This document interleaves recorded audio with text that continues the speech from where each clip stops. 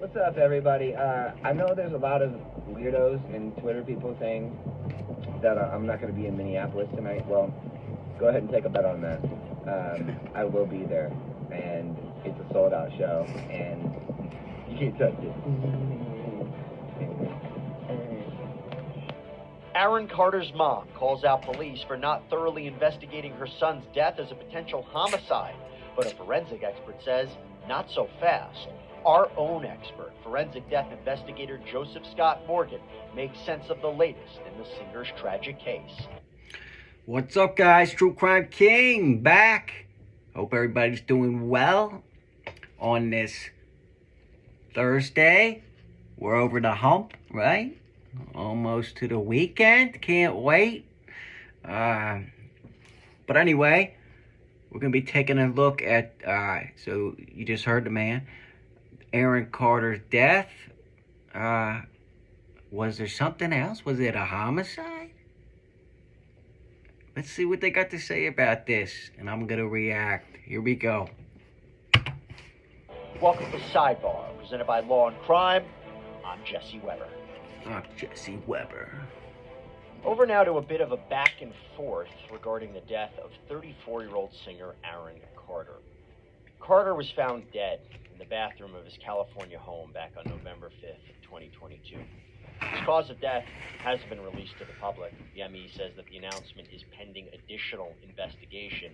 It has been reported that there were prescription pill bottles and compressed air cans found at the scene. Compressed, so it's probably that keyboard duster. He was probably huffing that, right? That's not a good sign, right? I should also tell you that drowning seems to have been ruled out because apparently there was no water in the singer's lungs. But Carter's mother, Jane Schneck, has come forward with alleged photos of the scene. And she has accused police of failing to investigate this, quote, potential homicide, as well as death threats that apparently the singer was receiving. She said, quote, still trying to get a real investigation for the death of my son, Aaron Carter. Well, if he was receiving death threats, right? I mean, he was on social media all the time. He looked happy. He did, right? I mean, he didn't say anything about any death threats to anybody, did he? Right? Who knows? But I know for a fact, and everybody knows, he had a major problem with drugs. I mean, they were found in his system. They were found in the house.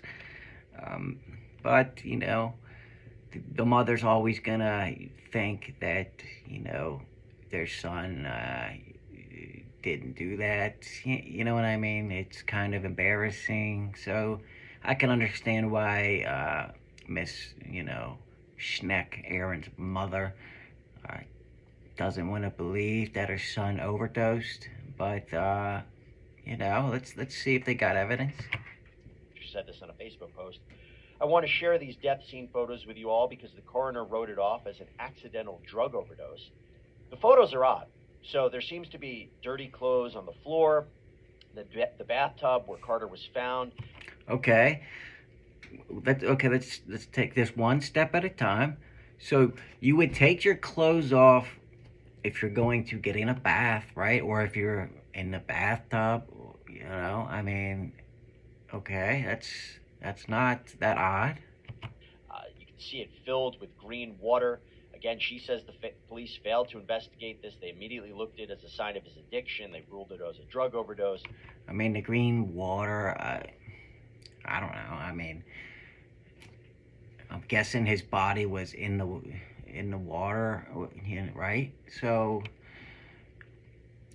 I'm sure fluids came out of his body while he was in there, and right, he probably threw up into that water, or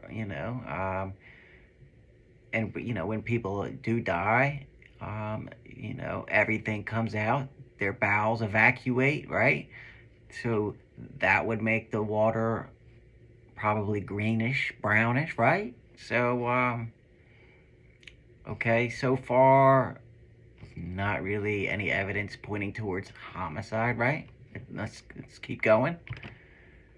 Well, now the New York Post is reporting that forensic expert Thomas P. Murillo, a senior lecturer, lab instructor in the University of Maryland's Department of Criminology and Criminal Justice, has casted some doubt on Jane Schneck's claims. So to help make sense of this on our end, let us bring in our expert, forensic death investigator from Jacksonville State University, Joseph Scott Morgan, who is also the host of the Body Bags podcast. All right, so now we have an expert in this field. Let's see what he says. Joseph, it's good to see you. I appreciate you taking the time to come here on Sidebar. So we don't want to engage in rumors or speculation, but we also want to understand if there is something off with this. Does Carter's mom have a point? So Ms. Schneck said... Well, real quick, before he talks, I just want to give my opinion. I think Aaron Carter 100% overdosed. That's my opinion, unless something new comes out, which I don't think there will be. Those photos, I don't see anything that points to homicide at all in those photos, right? He took his clothes off before he got in the bathtub, okay? And he passed away in the bathtub, and his bowels and everything evacuated probably, so the water's green. If the water was red, right, like there was stabs or he got shot, right, then it would make sense. Or if there was strangulation marks on his neck, that would then okay. But there's none of that, right? There was just keyboard, compressed air cans, and drugs in his system, right? What do you guys think? If you agree with me, hit that like button. And if not, put what you think in the comments, and I'll respond.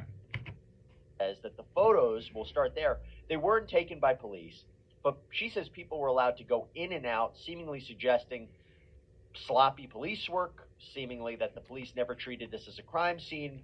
Mr. Murillo, the forensic expert that I mentioned, said that police probably already photographed it, and we also don't know when these photos were taken either. Yeah. What's your initial impression of the photos? Yeah, I draw into question the provenance of any photo that I cannot verify a date and time stamp on. You can take all. Yeah, there's another step. I mean, who knows when those photos were taken, right? I mean, come on. Photos you want, but we need to understand the genesis of the photos and also what's being displayed to us. This is interesting. You hear about things like staging of crime scenes. I think that this has been mentioned a couple of times. Staging cuts both ways. Are you attempting to demonstrate something to prove your point, or are you photographing something that's just there, where you can actually, that's demonstrative of the reality? Has anything been adjusted? Real quick, that's another good point.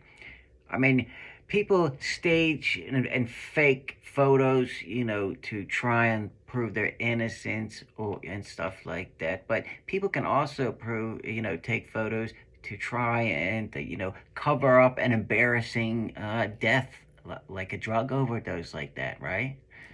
I mean, he's a high-profile celebrity guy, or used to be a big celebrity. He wasn't really anymore, but who knows? Anybody could have staged whatever and then took a photo. Whoever had access to the house, and then try and make it seem like it wasn't an accidental drug overdose, right?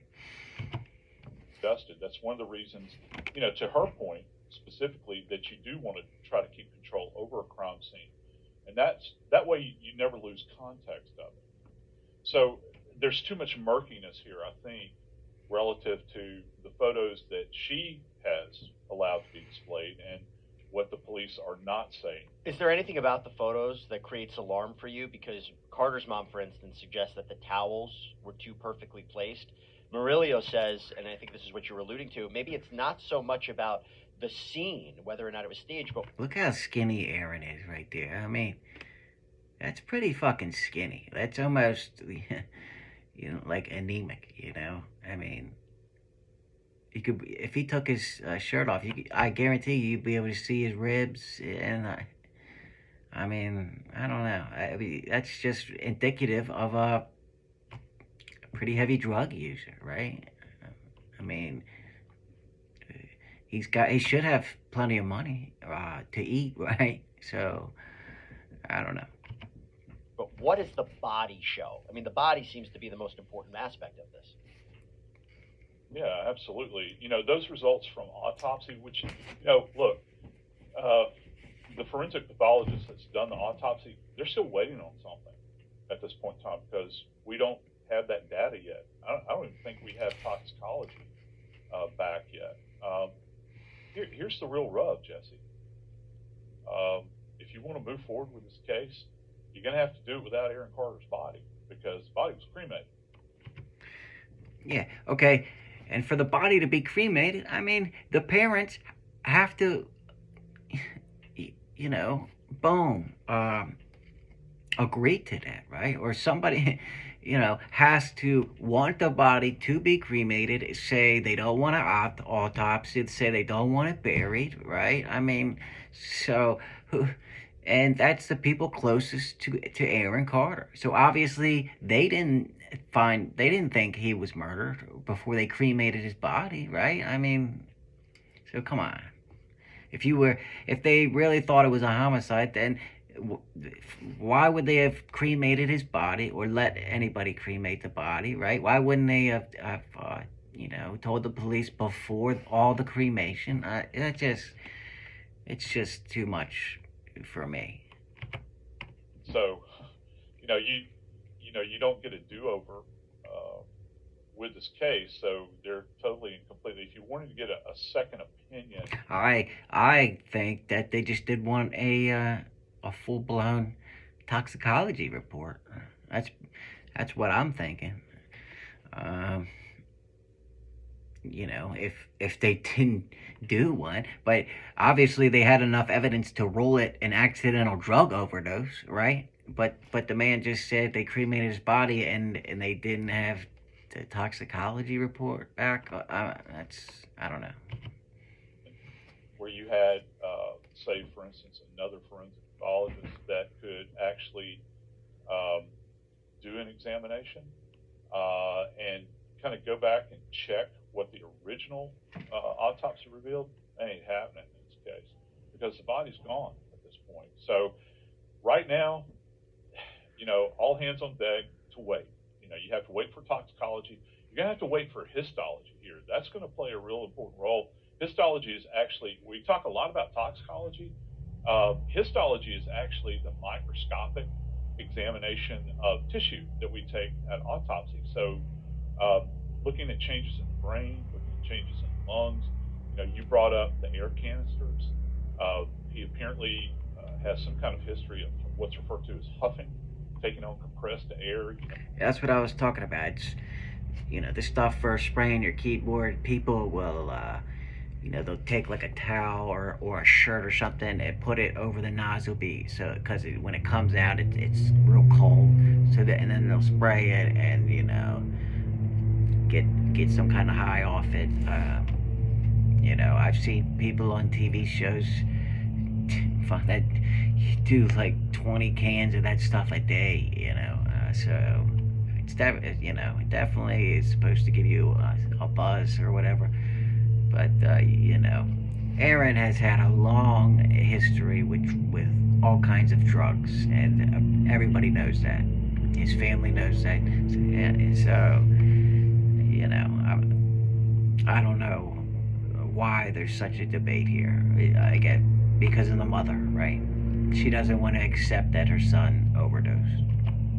Which gives you this euphoric feeling.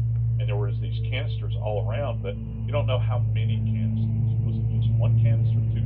And again, it all goes back to... So does it seem like the ME has ruled out everything else? Because the way that I'm understanding is it the ME might be calling the shots here. If the ME determines that this was an overdose or this was an accident, the police don't do anything more. It's the ME who's spearheading this, because if again, it becomes a question of when would the scene have been released to whoever took the photos. If the ME, I'm assuming it starts from the ME, then goes to the police, and then goes from there, right?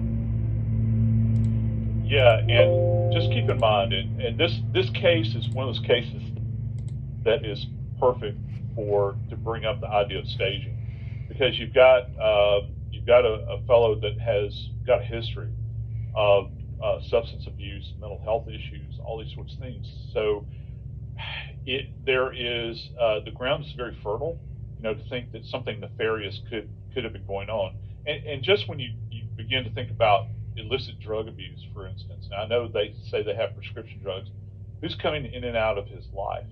Now, who's passing through that house in Lancaster? Is there anybody that had bad intentions? Mom's saying that he had death threats. Okay, how do we validate that? That's something that the police. I believe his fiance said that as well, that he might have been mixed up with certain people in the drug industry. Okay.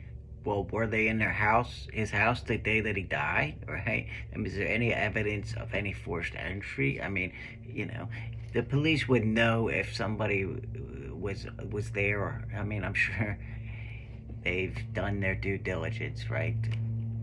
The medical examiner wouldn't have made that determination without, some kind of evidence pointing to an overdose of drugs, right? So, yeah, this video's just about over. So, but that's what I think.